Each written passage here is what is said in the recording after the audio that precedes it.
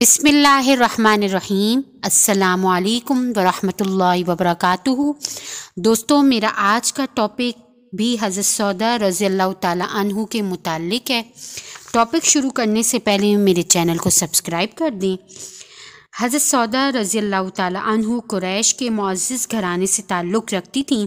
ان کا پہلا نکاح ان کے چچا زاد حضرت سکران بن عمر سے ہوا۔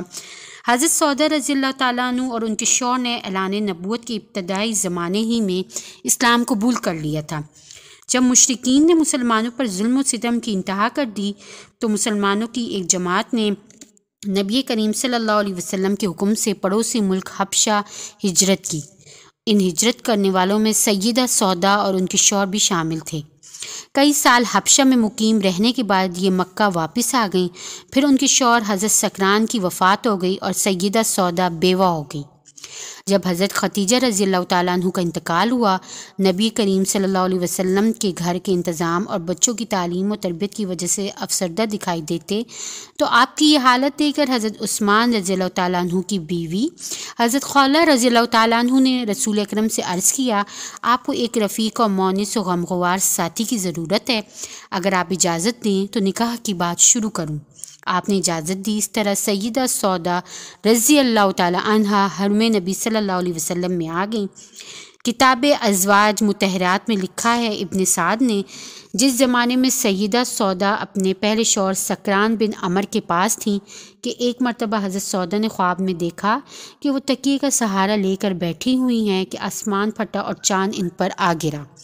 انہوں نے یہ خواب اپنے شوہر سے بیان کیا تو وہ بولے کہ اس خواب کی تعبیر یہ معلوم ہوتی ہے کہ میں عنقریب انتقال کر جاؤں گا اور تم عرب کی چاند تاجدار مدینہ حضرت محمد صلی اللہ علیہ وسلم کے نکاح میں آ جاؤ گی۔ ایک مرتبہ خواب میں دیکھا نبی کریم صلی اللہ علیہ وسلم تشریف آئے۔ آپ نے اپنے پاؤں سیدہ سودا رضی اللہ تعالیٰ عنہ کی گردن پر رکھ دیے۔